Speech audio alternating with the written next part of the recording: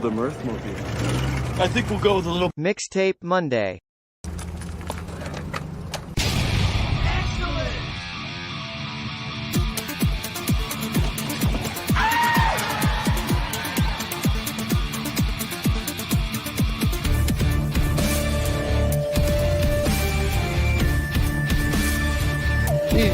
Excellent to each other. Party on, dudes! Let's party on! Party on, Wayne! Party on, John.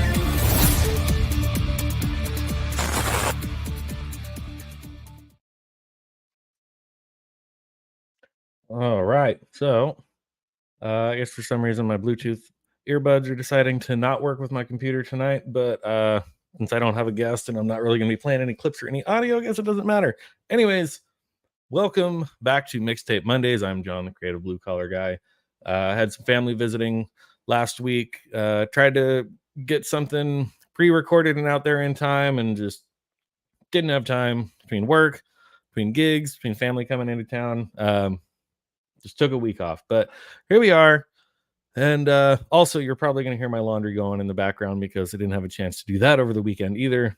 But anyways, thank you so much for tuning in and being here. If you are tuning in for the first time, please make sure to subscribe to the channel, like the video, share it out there for others to see. Anyone who tunes in and is a returning viewer, also thank you so much for being here. I see Lady Marine is already in the chat, ready to give me shit, which I would not expect anything less.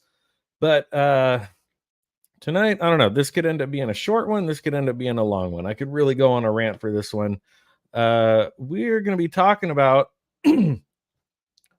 why Roger Waters, better known as an original founding member of Pink Floyd,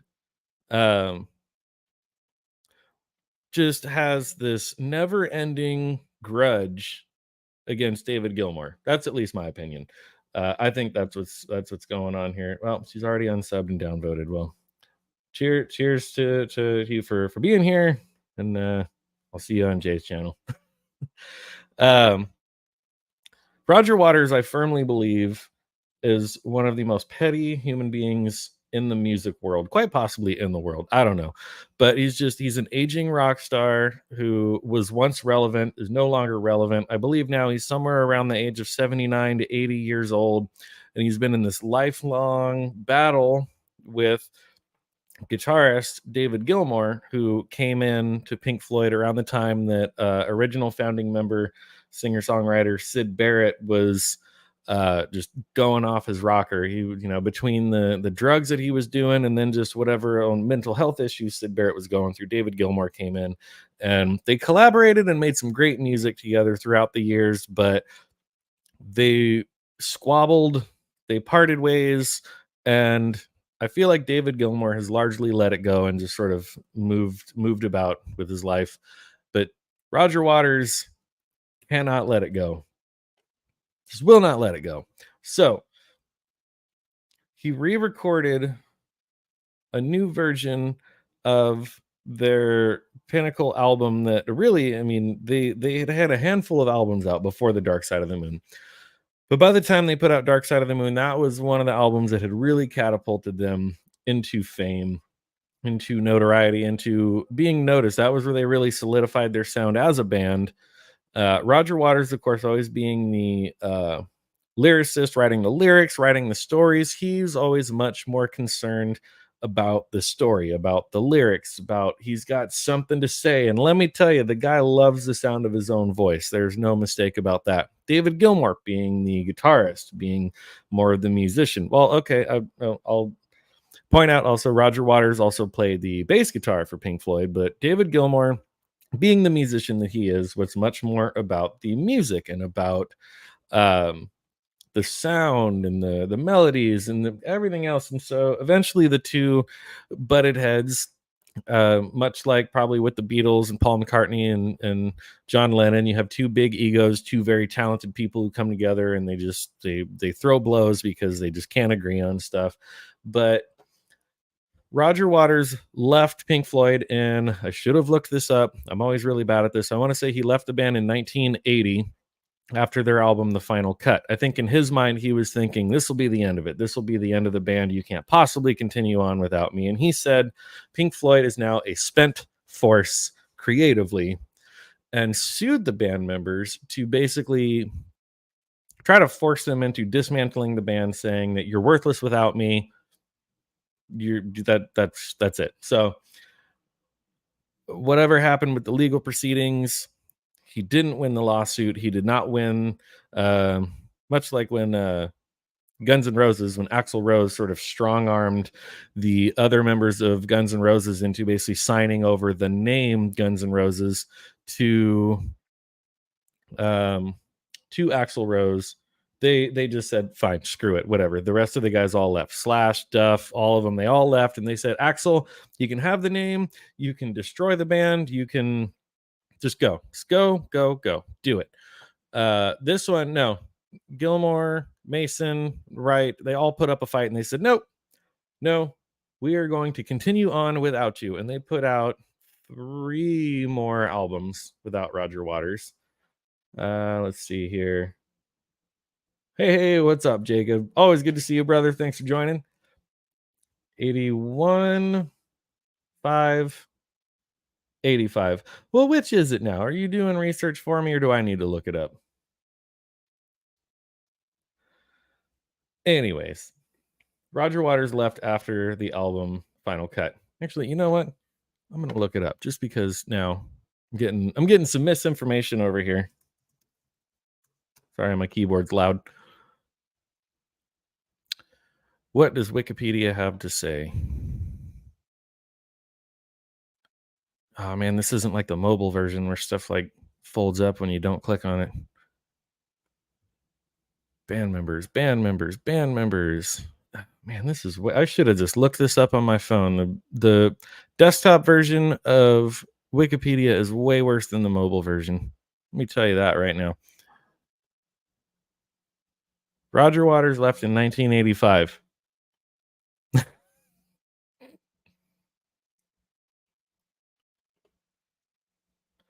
So Richard Wright was sort of like fired, I think, during the recording of The Wall. They brought him back in for the following album, but he was still sort of considered a non-member due to contractual stuff. Once Roger Waters left, David Gilmour brought him back in. So anyways, it's been a long ongoing battle. I think they said the last song that Roger Waters and Gilmour actually collaborated on was Comfortably Numb, which I'm going to make a bold statement here and, quote me on this, whatever. I think Comfortably Numb has quite possibly one of the greatest guitar solos in music history in there. And I've seen live videos of David Gilmour performing it on his solo tours where he really stretches out that last solo. It's like another 10 minutes or something, and it's how he ends his show. And I hope to God someday I can actually see this guy live. But again, they're all getting older. They're not touring much anymore. The tickets are expensive when they go. He's a bucket list item that I might never check off. But if I can see David Gilmour play Comfortably Numb live, I can die happy. Like just right there at the show, right when he strikes that last note, I'm like, okay, I'm done. I'm good. I've seen it. So Roger Waters is doing what I think he's calling a final tour. Hey, Roman made it after all. Good to see you here. Hope all is well at the Empire. And like I said, I might try to sneak onto your stream this Thursday, but it's going to depend on, I'm going to need a refresher on the Prophecy. It's been well over 10 years since I've seen that movie. But it would definitely be fun to talk about something that is not Marvel or Star Wars. You shall see, but it'll be a secret. So Roger Waters is in the middle of, he's either planning or has already launched. I don't really care because I stopped following Roger Waters. Again, as I'm going to probably state multiple times throughout the night, I'm a much bigger fan of David Gilmour. I believe He is more of the musically minded one, which is the same way as I am. And I before I continue, like sounding, I'm just like I'm talking trash on Roger Waters. He is a very great storyteller. He's a good storyteller. He's a great lyricist. The albums and lyrics and things that he wrote for Pink Floyd were great. The Wall, okay, yeah, granted the movie is really freaking weird.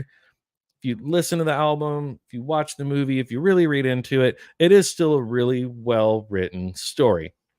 The problem became when he started writing everything. Sorry, who owns the license to this? Did he have to get permission? Is there music playing? Is there something in the background playing that I'm not hearing? Am I going to get copyright struck? I can't hear anything because my Bluetooth earbuds are being weird, and I just figured I don't have any guests. I'm not playing any music. What's going on? That's muted. There's nothing going on over here. Help me out, chat. Is there an ad playing in the background somewhere? Or is Roman just trolling? Anyways, they work together really well. David Gilmour would write the music, Roger Waters would write the lyrics and the stories, and it was great. They worked together great, but they couldn't get along. When they collaborated on the song Comfortably Numb, greatest guitar solo ever. Oh, yeah, you're not wrong. I am kind of dumb. So I think because he's pretty much listed as the primary songwriter on the album, he had the rights to do this, or maybe he just strong-armed the other guys. Richard Wright died, I believe, around 2008 or so. So all that's left now is David Gilmour and Nick Mason.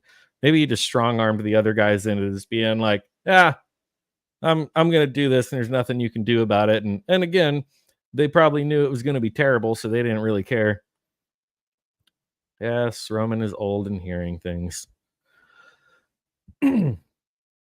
So The Wall is a fantastic album, but there is a lot of stuff on there where it's a lot of just kind of spoken word stuff over weird music. So even for as brilliant as The Wall is, I do really enjoy that album. It's where Roger Waters started to kind of really try to take the creative reins and not actually, I could even back up a little farther. Their album Animals is where Roger Waters started to really flex his ego and try to not give the other guys any songwriting credits and just, I wrote all the lyrics, I wrote all the music, and okay, fine, whatever. They argued so bad over Comfortably Numb. That was the last song that they collaborated on, and the final cut was basically just a precursor to Roger Waters going solo, and the final cut is absolutely terrible. Since the two went solo, since they went on their own separate ways, Roger Waters' solo music has been routinely awful. David Gilmour has continued to make good music. Obviously not enjoyed the same success as when he was in Pink Floyd, but as a solo artist, his music is still good. Here we are now. That actually, nope, got distracted again. Roger Waters in planning his, what he's calling his final tour, maybe not as fun. I know, right? It's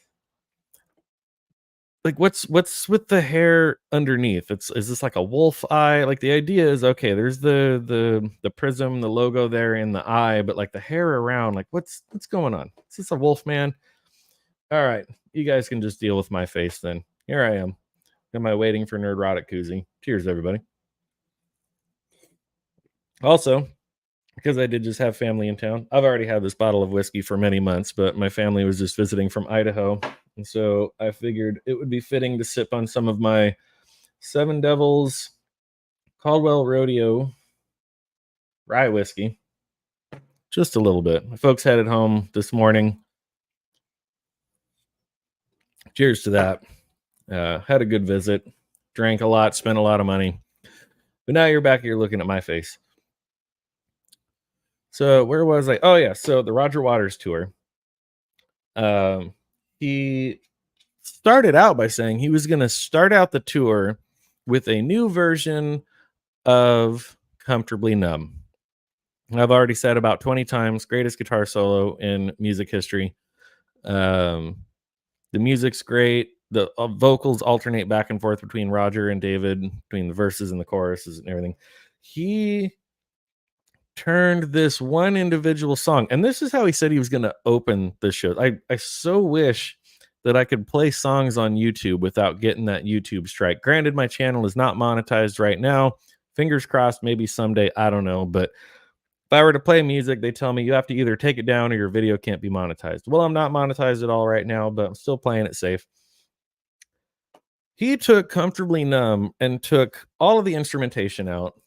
Basically went on one of those sleep apps or like playlists you can find on Spotify that it's like a sleep aid that just sort of has low calming music and like ocean waves playing in the background, and just spoke the lyrics over this boring ass nothing music.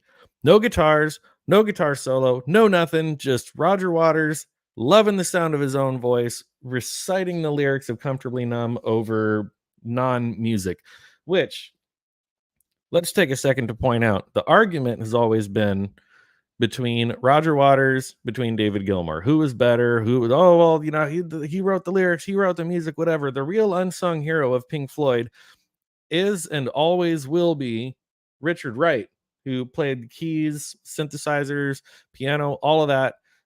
Like I said, he passed away. He's the only member of the band. Well, Sid Barrett, but he was way earlier. But of the core lineup that we knew, Richard Wright is the only member that has passed away. And at this point, I'm actually almost glad that he's passed away, that he didn't have to hear this god-awful abortion of one of his songs, because all that stuff that he did in the background on his keys and synthesizers and everything was so overlooked by a great many of fans that it's like, if it hadn't been for Richard Wright, Pink Floyd would not have been the band that they would have been. So Roger Waters first sets out to destroy Comfortably Numb. Strike number one, Mr. Waters. You messed up a fantastic song. All right. Then I start seeing things of songs popping up on Spotify and news articles, and new single from Roger Waters, and here's stuff from Dark Side of the Moon. And I'm like, I wonder what that is, I said quietly to myself. And lo and behold, he re-recorded the entire damn album. And it's just awful. It's awful. It's like I've already said, an aging, irrelevant, petty rock star just taking one more slight, one more dig at his former band members, and taking what was once a great album that really shifted their entire career, taking out all the drums, taking out all the electric guitar, largely taking out all the keys and synthesizers and replacing it with just sleep app background music, and then adding spoken word poems over it. And it's just terrible. It's so warm in my kitchen. I just made a Roger Waters on my he's something else.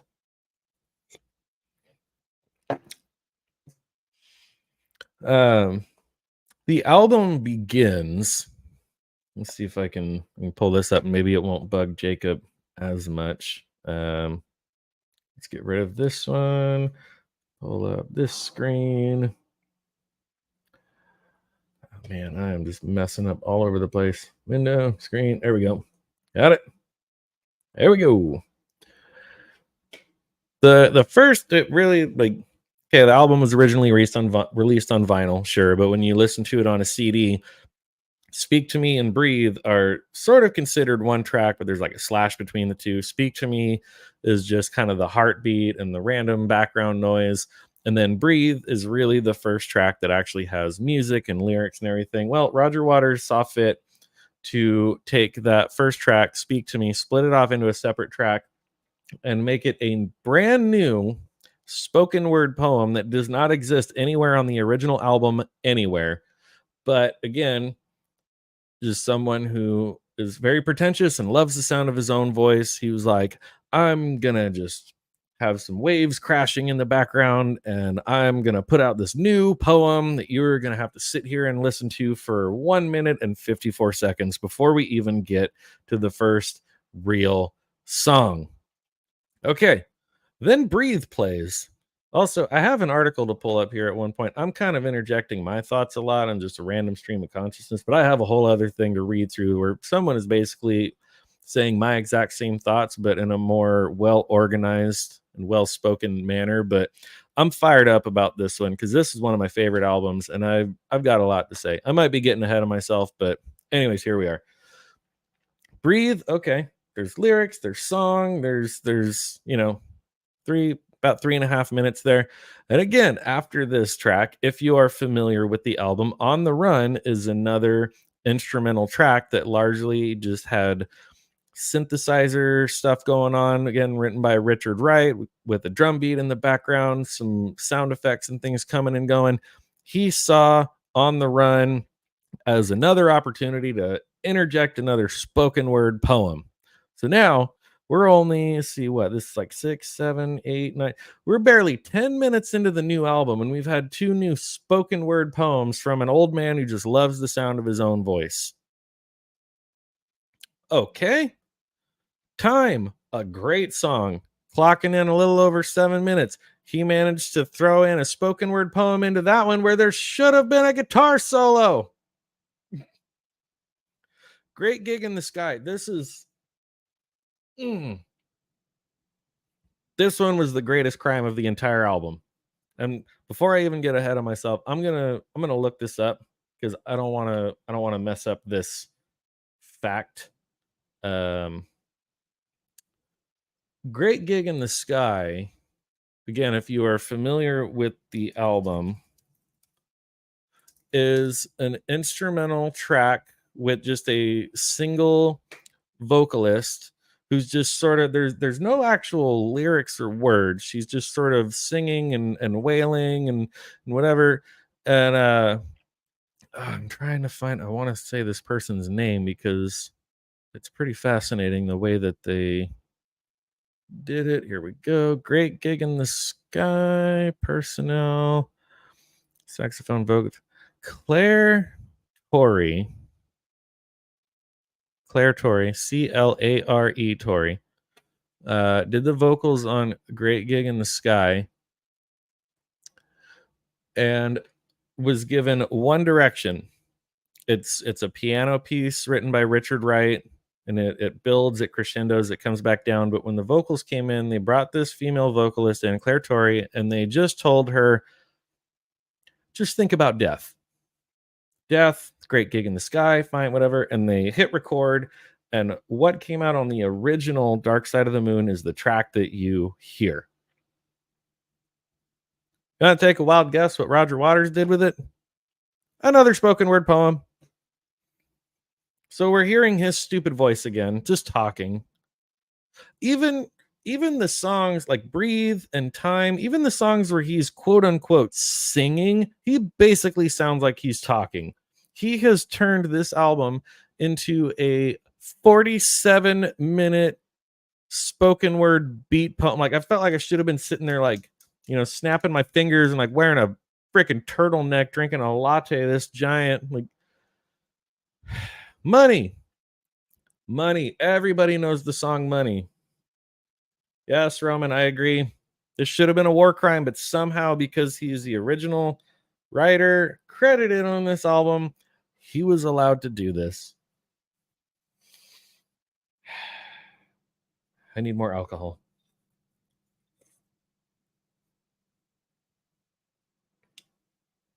Yeah, he apparently turned into a bag of ass back in the 70s. And it's just been smoldering and it's not good. So Money, everybody knows the song Money. That is arguably one of their larger hits out of all of their albums. Obviously they have a lot because they have a lot of albums, but Money is a very, very recognizable song. Again, it's this like weird slow jazz beat poet, spoken word, whatever. You want to take a guess what he did, where the guitar solo is in this song? And the saxophone solo. It goes from guitar solo to saxophone solo. What do you think he did? More spoken word poetry. Oh God, it's so bad. It's so bad. And then again, for those of you who are familiar with the album, the remaining songs, Us and Them, Any Color You Like, Brain Damage, and Eclipse, all sort of rolled together, sort of like one movement, I guess, with little breaks in between them. But those last few songs on the original album, the one that was well done, they all sort of run together. It does kind of become hard to tell one from the other.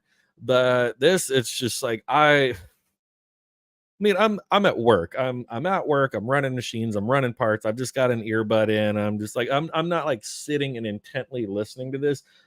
Even just kind of having it as background music in my ear, this was hard to finish.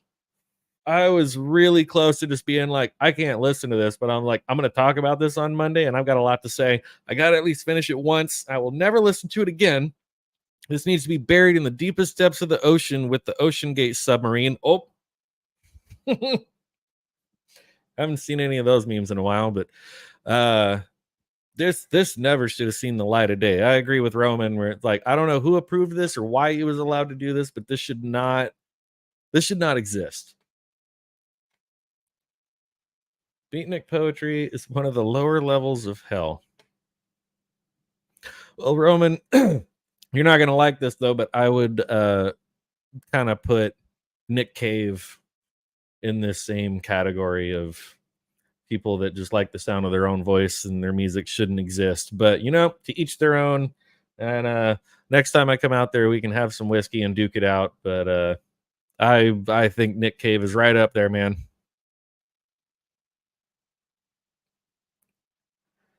Somebody was having a moment.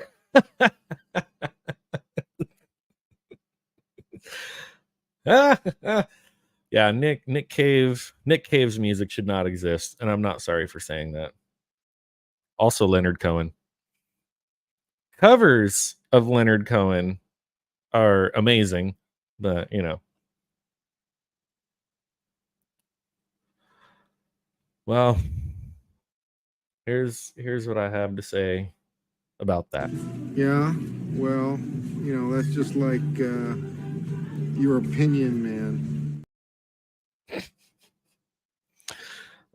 So now the article with someone articulated this much better than I did. Yes, Jacob, sorry, there's that eye again. See if I can get my face out of the way here a little bit. That's better. All right, there we go. So from VCR, Classic Rock and Culture, I don't know. Somebody else wrote a review about this album, and I couldn't have agreed more with what they said. And I've already said a lot of it, but yeah, I need another sip of whiskey to get through this.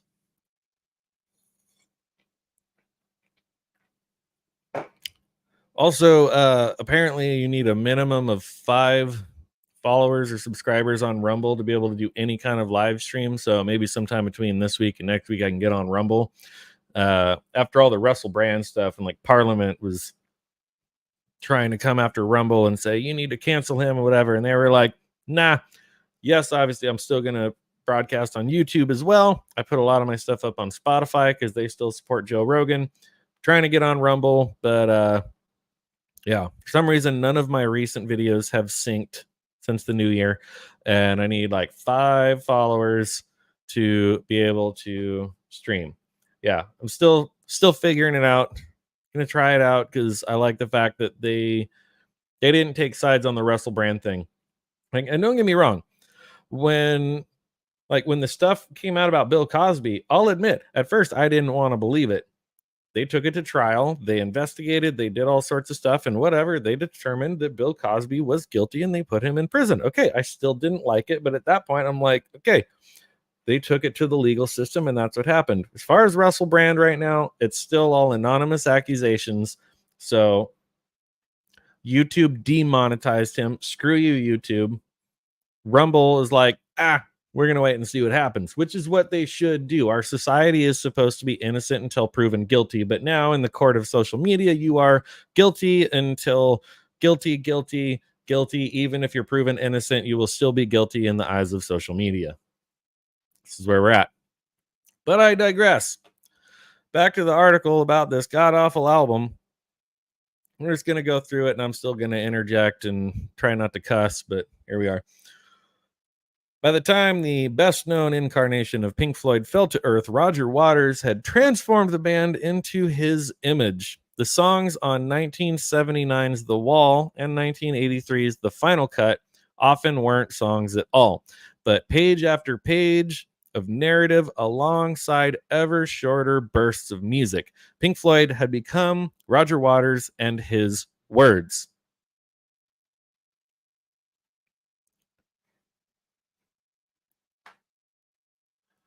I still don't know what that is, and I can't tell if that means that you just want to kick me or if that's actually a platform.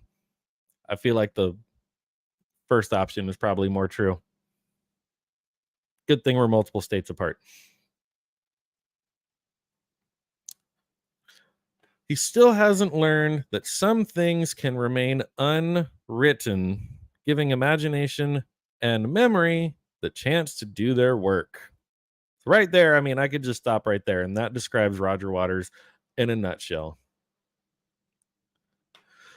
Waters' return to 1973's The Dark Side of the Moon pushes Pink Floyd's most dilated triumph out of its earlier, more collaborative era and into the often disappointing one that ended his tenure.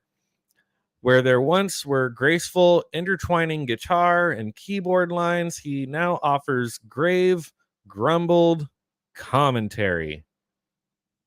Spoken word poetry. I mean, if he wants to do a spoken word tour, go do a spoken word tour, but don't piss all over something that you created 50 years ago that was fantastic.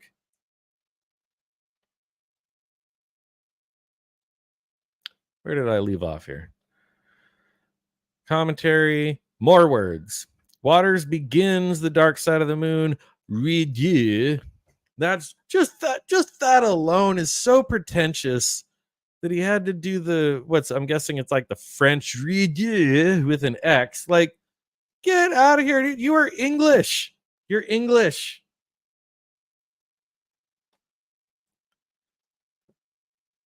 Bad creator is more damaging to his own good work than any editor could ever be. Well, yeah, because he has the right to deconstruct it and just light it on fire. Word of mouth can ruin it fast, too. Unfortunately, I still think there's a lot of people out there who just love anything this guy puts out. I'm not one of them, obviously. You're English. Want to fight about it?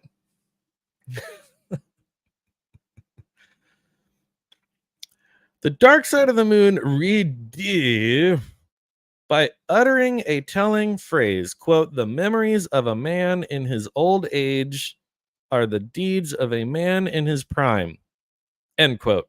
He meant it to provide context as a bruised but wizened author reconsiders subject matter from long ago. But he's also signaling just how subjective and internal all of this will be. I got to figure out if I can take a sip of my beer and my whiskey at the same time, because this is bugging me. Probably can't.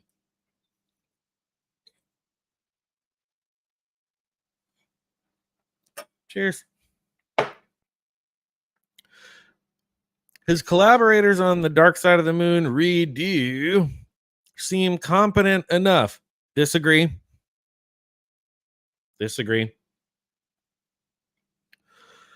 But they've been pushed to the back. Agree.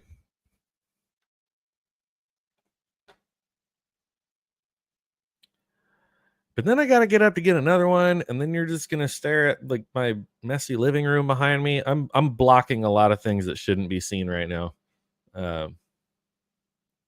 Yes, you are a man in your old age, and you're very forgetful, but you're a good friend. I'm a man in my old age, and I have no idea what that means. Well, should have been a little quicker on the draw here, but here's for Roman. Today is my 111th birthday. I don't know half of you half as well as I should like, and I like less than half of you half as well as you deserve. Okay, but see, I'm trying to save the whiskey because that's all I have left. And it came from Idaho. So this is not the type of whiskey that I put in my coffee or a mix or anything. I sip on it, and I'm trying to savor it a little bit. Idaho whiskey. Might be made from potatoes. Probably not, but I don't know. Roman and I got in an argument about that. So they've been pushed to the back. What just happened? Computer's freaking out. All right. Any semblance of the late Richard Wright, that's when I will cheers. Hashtag RIP. Rest in peace, Richard Wright, the true unsung hero of Pink Floyd. Any semblance of the late Richard Wright, quietly involving blend of psychedelia and classical poise is gone, as are David Gilmour's blues-sparked journeys into celestial beauty. So again, he's just a petty, old, irrelevant rock star trying to erase the works of other very, very talented individuals. With what? No. Okay, back it up a little bit. Instead, the space is filled with more words. I might need another beer in a minute. Hopefully the stream doesn't go much more than an hour, because I'll probably wind up drunk.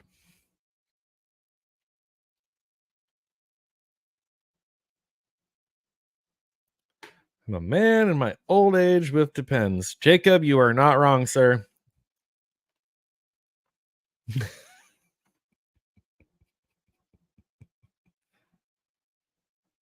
Probably not tonight. I don't think I can sit here and talk by myself long enough to get that drunk. And I don't know if anyone would actually stick around that long. But we'll see.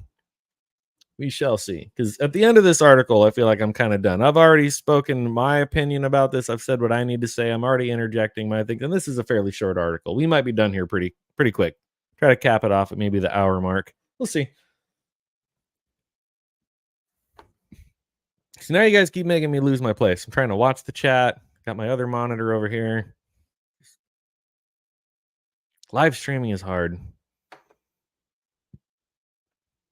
Space is filled with more words. The worst offenses. I already said this, and I forgot that this person who wrote this article agrees with me. The worst offenses are committed upon the great gig in the sky, which plumbed some of the original album's deepest emotional places without the benefit of any lyrics at all. Not here. No. It's just another track operating in the hushed service of soliloquy after soliloquy. Redo almost stirs awake for Waters' withering criticism of greed on money, but the original's pulse-quickening menace remains well outside the LP's grasp. Soon Waters is talking again, yet somehow not saying much. So even this particular individual here who's writing this article is saying it's like Roger Waters is talking a whole lot without saying much at all. So he talked over what was one of the greatest, it's a weird thing to say, but it's like a largely instrumental track, but an instrumental track with vocals over it that are non-lyrical. Someone just free flow singing over it without saying anything express so much more emotion, so much more feeling, so much more art without even actually saying any discernible words was so much better than this guy saying, well, I'm going to take this song and I'm going to talk over it. So some years ago, I think it was like 2018 or 2019, Pink Floyd guitarist David Gilmour did a show in Pompeii. They filmed the whole thing very professionally and then did like a like a theatrical release of, okay, like you can buy tickets and you can go see this concert in a movie theater, and then after it was done, it came out on a Blu-ray live album, the whole thing, whatever stuff.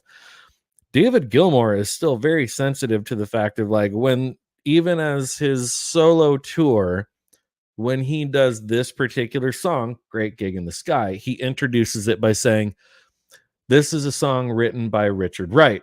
And then whoever's playing keys in his band that night plays keys. He's got vocalists that they do it, and they do it true to form. They honor what Richard Wright wrote.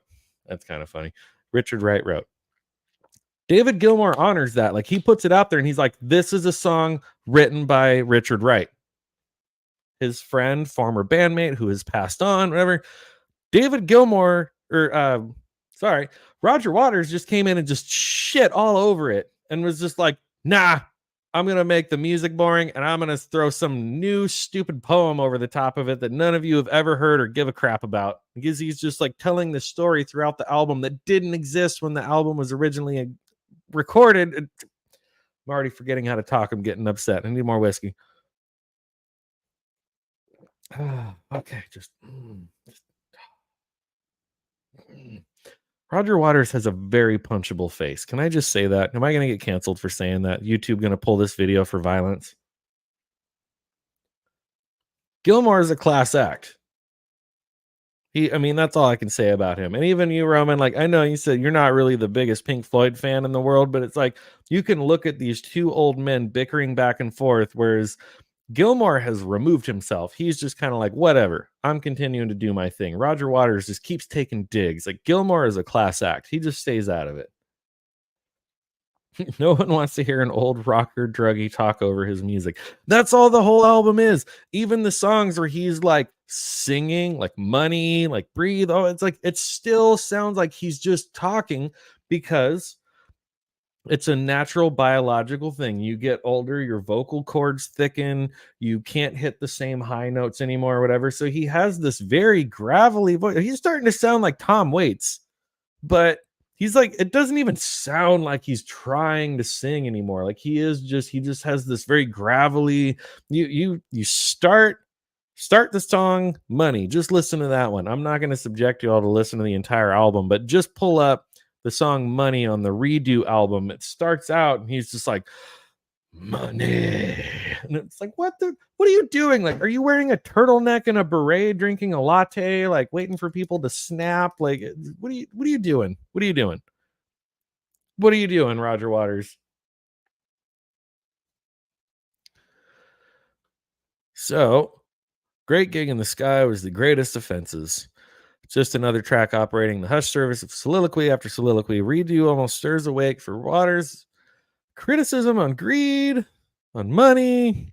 The original pulse quickening menace remains well outside the LP's grasp. Soon Waters is talking again, yet somehow not saying much. I think these are the last two paragraphs. So we'll see if I can find anything else to talk about, but we're only at the 45-minute mark and we might be done here shortly.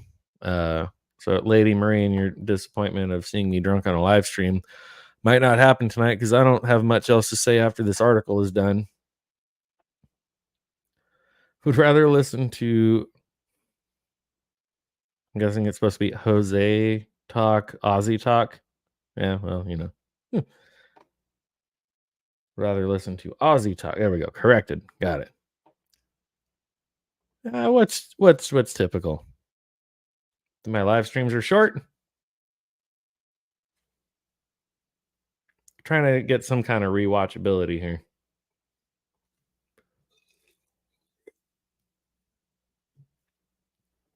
And also, I had to take that graphic off the screen because it was creeping out Jacob. Scroll up. Typical.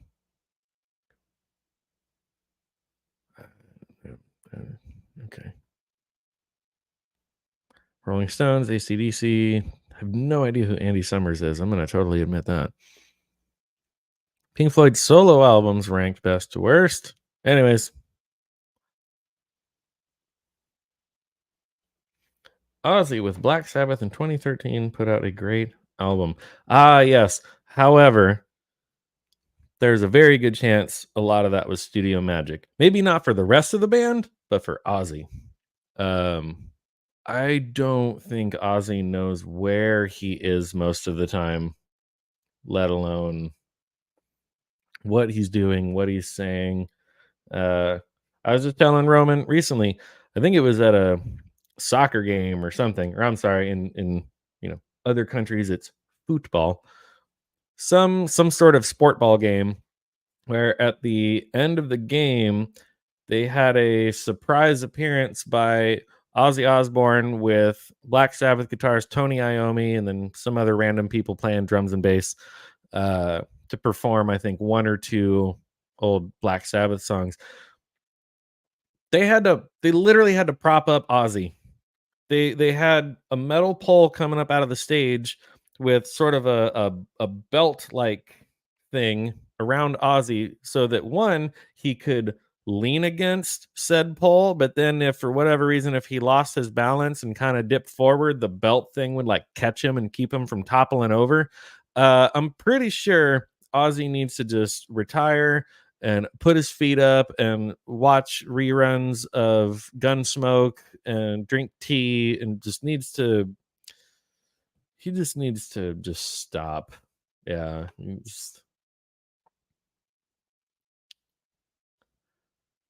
No, I think Keith Richards did just the right amount of drugs where it I'd actually be curious to see if anyone in the chat remembers this episode of The Simpsons.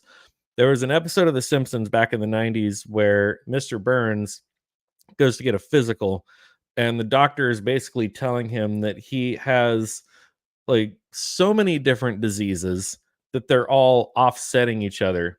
To which Mr. Burns is sitting there going, "Oh, yes, you're saying I'm invincible." And the doctor is going, "No, actually, quite the opposite." And he has this little diagram of like a door and all these little germs and things. It's like basically like this door is your immune system, and all these germs are trying to get through, and they're all like,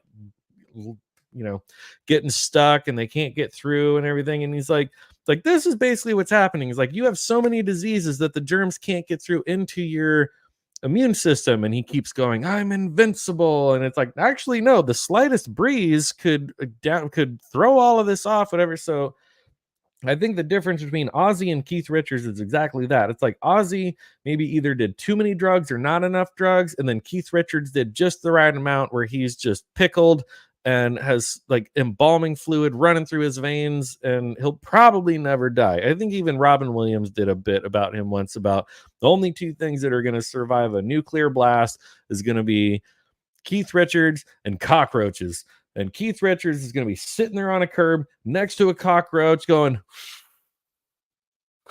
I smoked your uncle. Fucking crazy. I don't know how he's still alive. Like Nikki Sixx overdosed and was resuscitated multiple times. Like there are times where like Nikki Sixx was actually listed as clinically dead, and they revived him. Keith Richards, there's no records of Keith Richards ever dying. No, he's just still plugging along somehow. Like,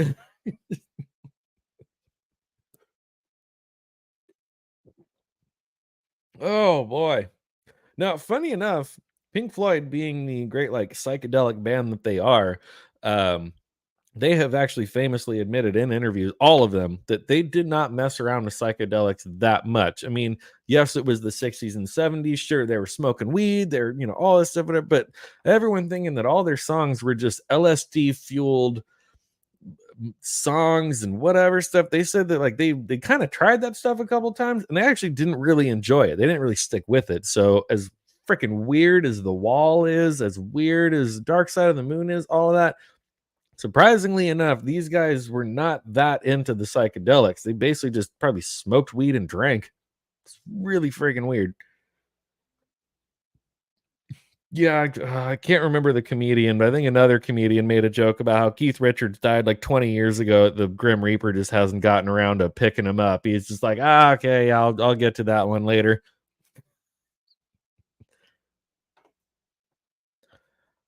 That statement is more true now than ever. Like actually in reality. No shit. Homeschool your kids, people.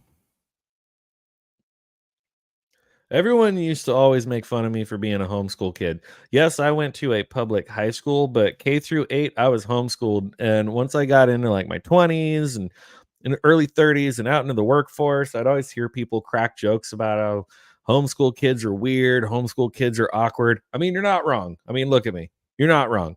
But I would just kind of sit back and I would listen and then wait. And then as soon as they're done saying all their stuff, I would just look at them and go, I was homeschooled, and then they'd all just go, "Mm." They'd try to backtrack, and I'm like, no, no, no, no, no, you're not wrong. I'm weird. I'm awkward. I'm whatever. But guess what? Even though I did go to a public high school, my years of K through 8, well, I was really dumb in math, which is really weird because I'm a machinist now and I'm dealing with numbers that are down to like 4 or 5 decimal points out. But I have a practical application to why I need to do that math now because I have a blueprint in front of me. I have a physical piece of metal in front of me. Okay, I'm mathing down to 5 decimal points out. But in high school, basic algebra was like I'm fighting tooth and nail. I still remember sitting there at the dining room table and my mom just being like, just she's like tearing her hair out, like, why don't you understand this? And I'm like, I don't know. Anyways, when it came to like English and other stuff of like reading, comprehension, grammar, all that other stuff, like I was miles and miles and miles ahead of my other classmates when it came to those types of subjects because I was homeschooled and had the one-on-one um, interaction there. I remember an English class where um in class it was like one of the assignments was we were going to read I forget what it was. Maybe it was Beowulf or Hamlet, one of the plays. We're going to read a play. So the way it was in the textbook, it was written out like the play with the different roles listed out of like here's this character, here's this character, here's this character. And the teacher, God bless her, she'd put it out there as a voluntary like who wants to read this part? Nobody raises their hand. Who wants to read this part? Nobody raises their hand. And so it kind of became a thing where she would start assigning, you're going to read that character, you're going to read that character. She picked on me 2 days in a row to read the main character that had the most words and the most lines in the play. The first day, fine, I did it. The second day, I kind of was like, oh, like I read that one yesterday. And she goes, oh, but you were so good at it. I think you should do it again. I didn't say it because I wasn't as much of a smartass then than I am now. Well, I take it back. I was as much of a smartass, but I was not as ballsy. I wasn't as confident to be like, this is what I think. All right. 15-year-old me could have learned a lot from 37-year-old me. But she goes, oh, you did such a good job. You should read it again. I wanted to be like, well, if I did such a good job reading it, but these other slackers are, whatever, like, shouldn't you make them practice? She kept picking on me to read these lines because I could read a piece of text without going, and I'm like, I'm sorry, like I have reading comprehension and grammar skills to be able to fluently read something, but the teacher kept picking on me, and I'm like, these other slackers need to practice. See, Jacob, brother, unsocialized homeschool. Cheers to you, brother. Yes. I grew up my whole life, people telling me like, oh, you're going to be unsocialized. You're going to be weird. You're going to be whatever. And honestly, honest to God, really, I don't think I would have gotten as into music as I did if I hadn't been homeschooled because I picked up music at a very young age. My mom has always played piano. Even to this day, like she doesn't really play much anymore, but somehow my mom is, when they say you have that thing of, if you have a skill, if you don't use it, you lose it and it goes in one ear, goes out the other. My mom still manages to forever maintain that skill. If you put a piece of sheet music in front of her, she will sight read that thing like a book and play it. But she does not practice piano every single day, probably not even every single week. But when she does, she puts a piece of music up, she plays it, reads it like a book. I can't even do that. I learned piano real young, took drum lessons when I was 5. Yes, my parents bought a 5-year-old a drum set. That was just my family. But then when I was about 9 years old, I picked up a guitar and was just completely self-taught on guitar. I don't know jack shit about music theory. Maybe about like that much. I don't know. I know enough to fake it. Fake it till you make it.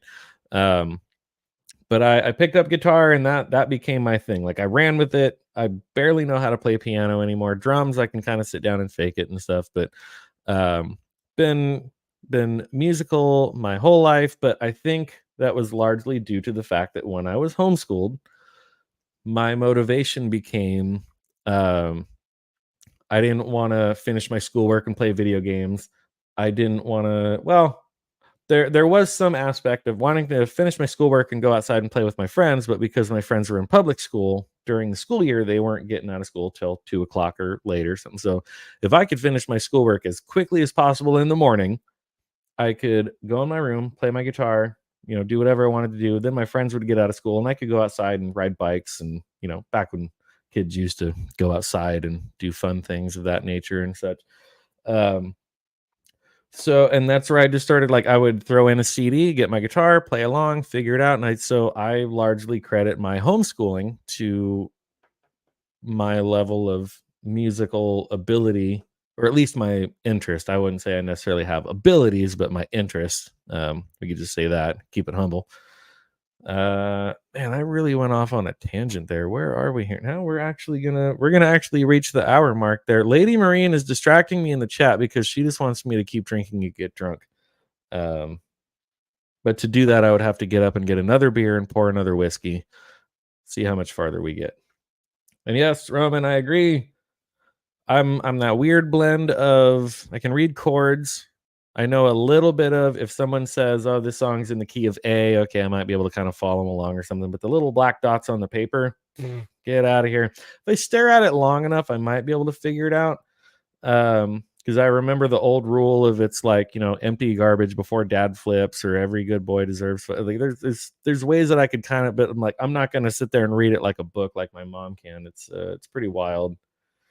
And Blair to Blair jumping in the chat here. Hey, what's going on, brother? I've been meaning to reach out to you. Feel free to either in the chat or in a private message. I know you're coming out this way soon, and you couldn't quite remember the exact dates, but yeah, when you're out here in the Southern California area, definitely let Roman and myself know the exact dates. We would love to get together, meet you in person, meet the family, the whole thing. I just remember when we talked before, you said you couldn't quite remember the exact dates. It was just late October, but looking forward to your visit out here and hopefully getting together. What didn't you do? I mean, really, what didn't you do? I'm just going to leave that up there for a second.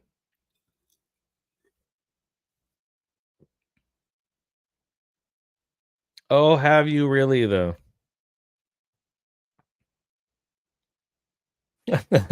Blair Fest. All right.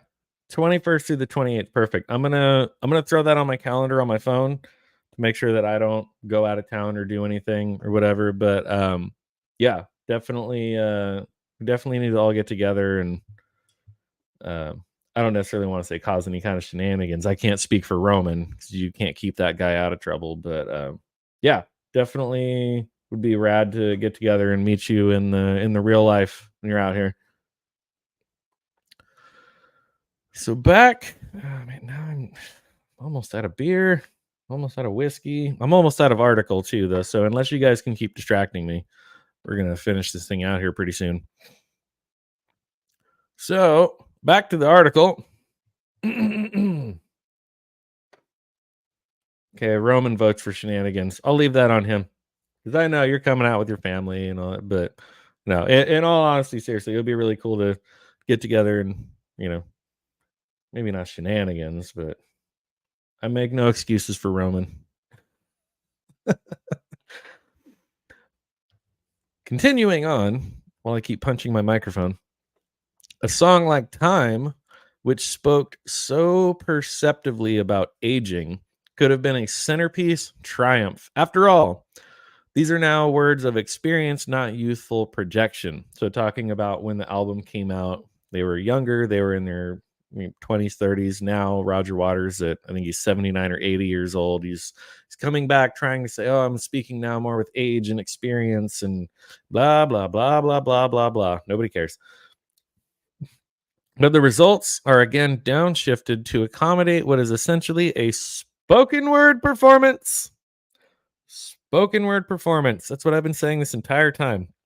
The whole album has just become just spoken word nonsense.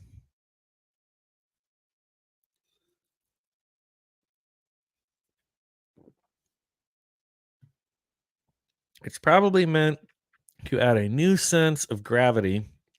Instead, Time, the song, comes off like a pedantic lecture. A notable exception is Us and Them. So this is where I said the album starts to just kind of blur together, because those last 4 or 5 tracks, even on the original, they run together so fluently that even if, back in the day you're listening to it on the vinyl, which I do have this album on vinyl or on CD or whatever, if you're just listening to it and you're not watching the tracks shifting, it starts to just sound like kind of one long song there at the end after Money. So a notable exception is Us and Them, where Waters briefly plays it straight. But that's when he reaches this album's next hurdle, its vocals. These may have been Waters' words, because he was the lyricist, he was the storyteller, and I'm talking a lot of shit about Roger Waters here, but I'm not negating the fact that he is a great lyricist. He is a great storyteller. I'm not denying that, but he does it to such the nth degree that he negates and ignores the music side of it. Again, it's like maybe he should be an author, maybe he should go out and do the beatnik spoken word thing where people snap and wear turtlenecks and stuff, but it's like him trying to be a musician. He cares so much more about the words that it's like you're so far to one side that you don't care about the music at all, and there needs to be a blend. There has to be a blend. But he could never match Gilmour and Wright at the microphone. His former Pink Floyd bandmates imbued it all with mystery and resignation, providing the interpretive framework that hurdled Waters. I just punched my microphone again. That hurdled Waters' narratives towards something beyond righteous anger. He is pretty angry. This last little blurb, it's not even a full paragraph, closes by saying, as the dark side song cycle draws to a close, Waters relents once more. Brain Damage and Eclipse, the closing tracks, also follow their original lyrical outline, but only after Waters adds another rambling narrative to Any Color You Like, draining all the risk out of the moment like a cartoon supervillain who this might have been my favorite line out of this whole article, because it's so perfect. It's so perfect. Roman, thank you so much for chiming in. I know you said you weren't going to make it. You had some stuff going on, but always good to see you. I appreciate you being here. And if I can manage to get caught up on the prophecy this week, I definitely want to try to join you on Thursday. No promises, but we shall see. Anyways, cheers to you, brother. We'll get together soon over some whiskey and cigars and maybe talk prophecy on Thursday.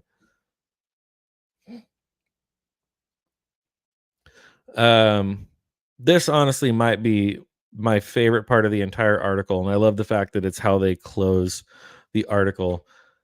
But where he says, only after Waters adds another rambling narrative to another color, Any Color You Like, draining all the risk out of the moment like a cartoon supervillain who won't stop monologuing. I mean, how many times have we seen that in first of all, in actual movies, but then in other movies, cartoons, shows, whatever stuff, where people are like making fun of it and making jokes about how it's just like, oh, like the villain just won't stop talking. They just won't stop telling us their evil plan while someone is coming in to save the good guys, and the villain is still monologuing and on and on and on and on and on. Like a cartoon supervillain who won't stop monologuing. I love that line so much, because that perfectly describes what Roger Waters does with his music now, not even just with this album. The Dark Side of the Moon redo, his redone version of Comfortably Numb, his new solo albums, everything. talks and talks and talks and talks and talks. The music is not interesting. Nobody cares about the music. He's not putting effort into the music. It's like you are in the wrong industry. You are in the wrong business. You should be an author. You should be a beat poet. You should do something else that speaks to your talents, but stop ruining good music that came out 50 years ago that people love.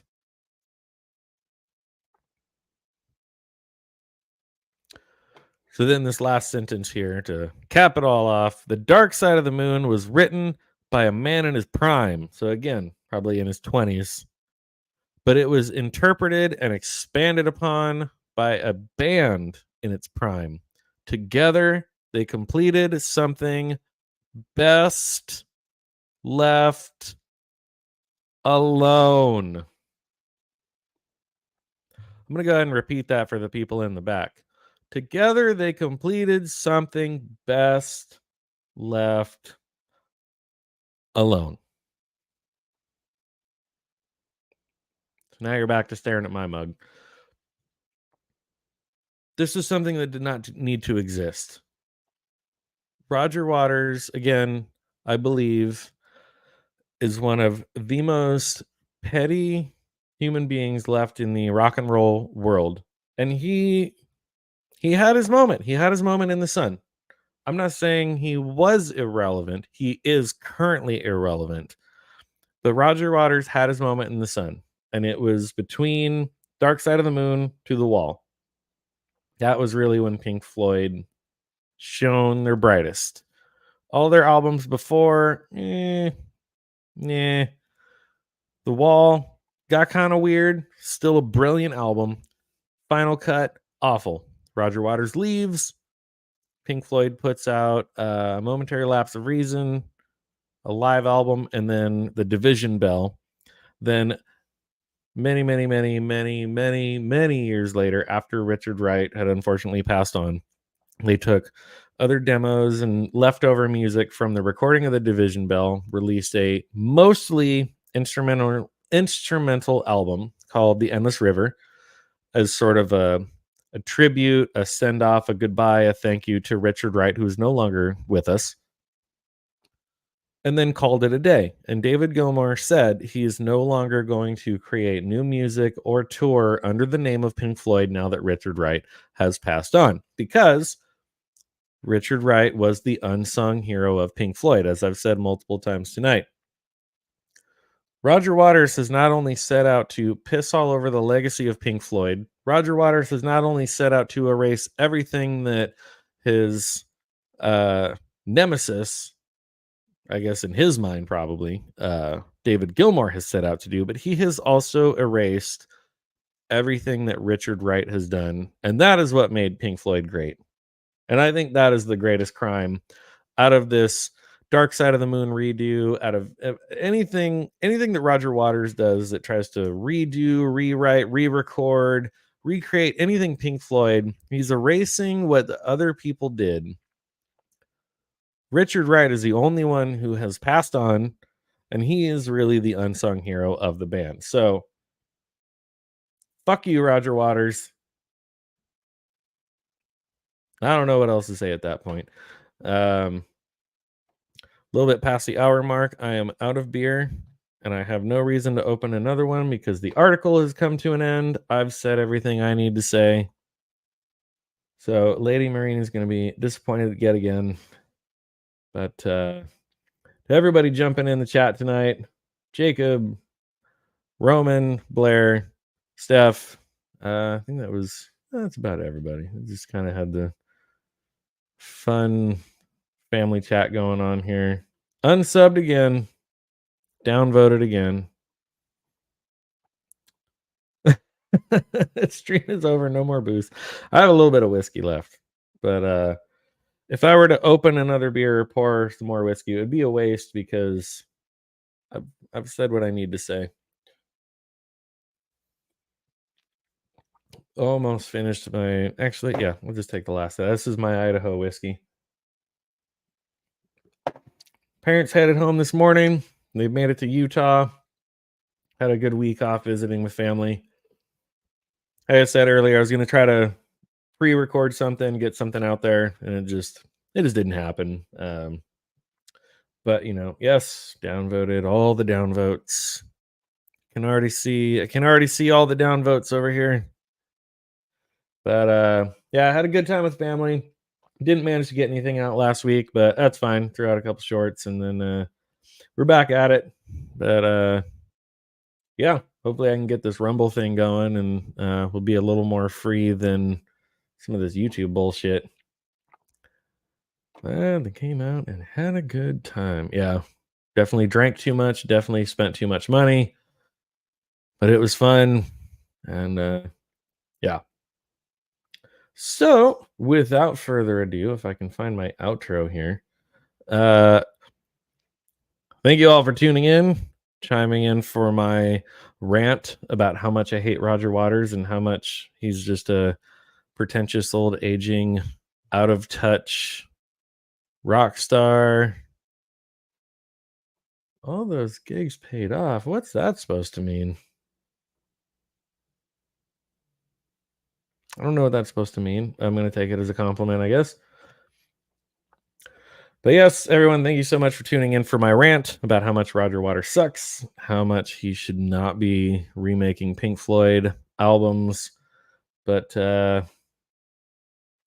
we'll see what new music comes out next week and what I have to say in a week. But for tonight, thank you guys. I'll see you next time. Be excellent to each other.